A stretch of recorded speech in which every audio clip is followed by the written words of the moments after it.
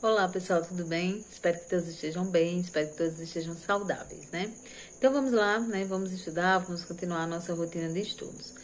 Para quem viu o vídeo anterior que eu postei, né? Eu sou a professora Andrea e vou ficar com vocês em História 1. O que é que nós vamos ver hoje? Hoje nós vamos ver a respeito da Inconfidência ou Conjuração Mineira, né?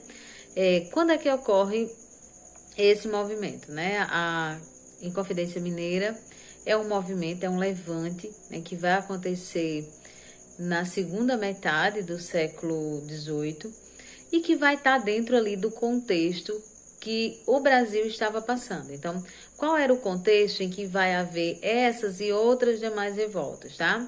Então, no finalzinho da colônia, nós vamos observar crises muito intensas dentro do governo, né? Crises que vão rebater, por exemplo, a pressão da metrópole que era Portugal. Então, vejam só, qual é o contexto? Então, nós vamos ter um contexto em que a colônia ela está fragilizada. Aliás, o modelo colonial, né? É o modelo tradicional de governo, de política, dentro do que nós chamamos de antigo regime, ele está fragilizado. Então, o que é o antigo regime? O antigo regime é o estabelecimento de colônias, que no caso da nossa colônia é o Brasil, e onde a metrópole vai ter o poder administrativo, né, de maneira direta ou a partir de representantes. E dentro desse modelo, que nós chamamos de antigo regime, vai haver também o mercantilismo, né, que é a forma de modelo econômico utilizado pelo antigo regime, que também está nesse momento bastante fragilizado. Então, essa junção, né, essa falha do antigo regime, essa insatisfação da colônia na maneira, né, em que, pela maneira como a metrópole ela vem conduzindo essa política, tanto a política em si de dominação, como essa política econômica, vai gerar esse contexto em que vão acontecer essas revoltas. Então, qual é o palco da Inconfidência Mineira, né? É o Brasil, é a crise que o Brasil está vivendo no século XVIII. Então, o Brasil é a colônia portuguesa, que vive sob um regime severo, sob uma repressão política forte e a imposição de impostos bem pesados.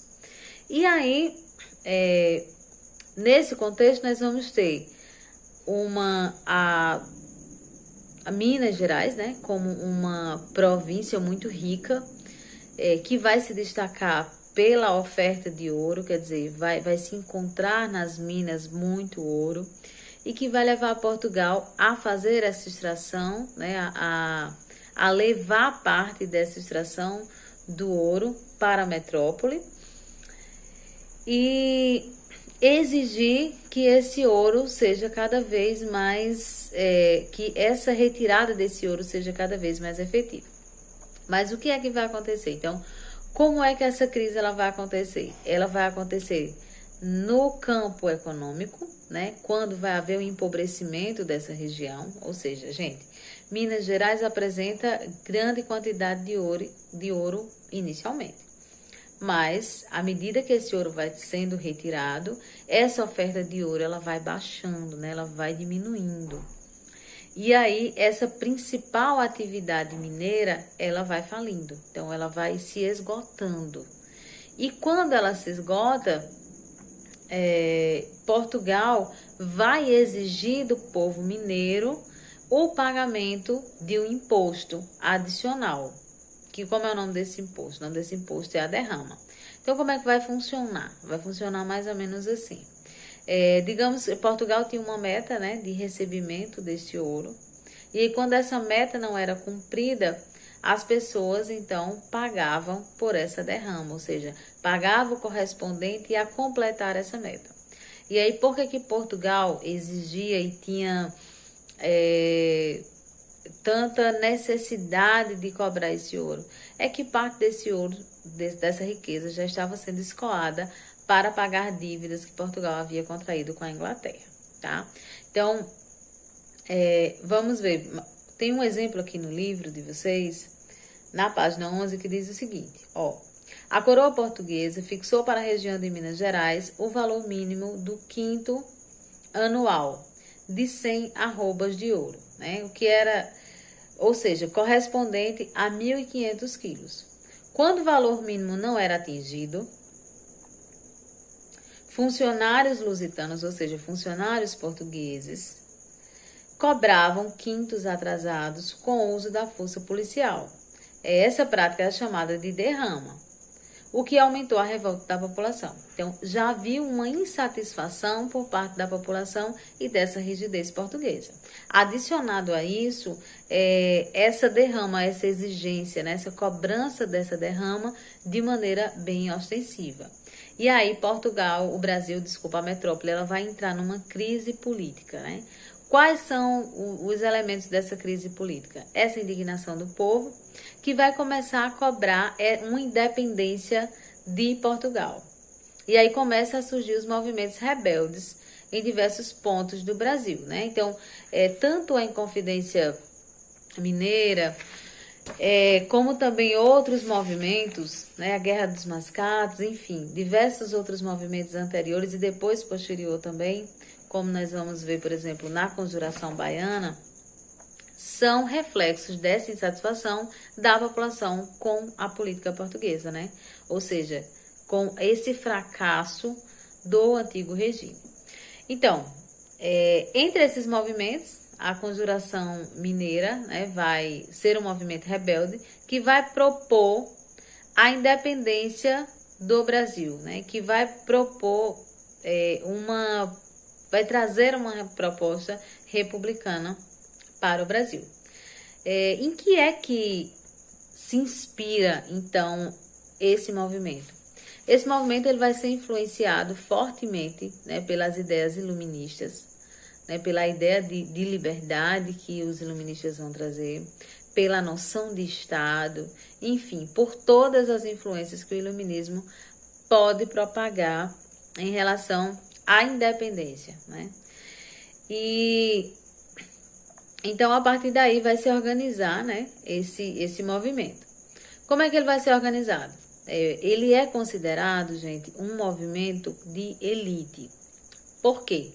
Porque quem é que vai integrar esse movimento? São proprietários rurais, né? Ou seja, são homens que estão insatisfeitos com essa cobrança abusiva de impostos. São homens cultos, então a gente vai ter aqui uma elite intelectual que vai discutir essas ideias vindas da Europa, né? Influenciadas pelo pensamento liberal, né? Pelo liberalismo, pela a liberdade dos burgueses de dar seguimento à sua produção, à sua venda, enfim, a autonomia da propriedade privada. E aí, entre esses líderes, né, vai ter Tiradentes, que vai ser um símbolo da Inconfidência Mineira. Então, esse é o cenário geral.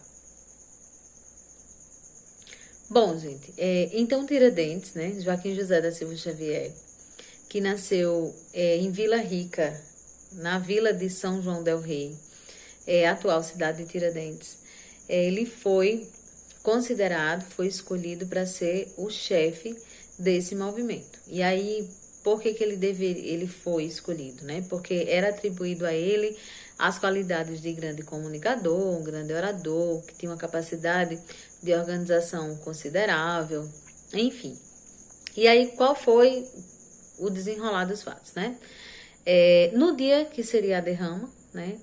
Em 1789,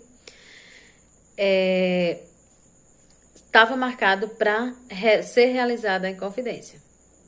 Por quê? Porque aí eles poderiam contar com o apoio dos populares, né, daqueles que estavam revoltados, tá? Só que, o que foi que aconteceu? A Inconfidência, né, o movimento, ele foi denunciado. Joaquim Silvério dos Reis, ele denunciou o movimento para as autoridades, né? E aí, o que foi que aconteceu, né, para as autoridades portuguesas? Em troca do perdão das suas dívidas com a coroa. E aí, aquele plano todo, ele foi por água abaixo. Então, todos os inconfidentes foram presos, né? Foram acusados de crime de infidelidade ao rei, enfim. e alguns ganharam uma punição e uma pena mais branda, mais leve. Mas Tiradentes, né, que tinha poucas influências econômicas e políticas, ele foi condenado à forca e foi executado no dia 21 de abril de 1792.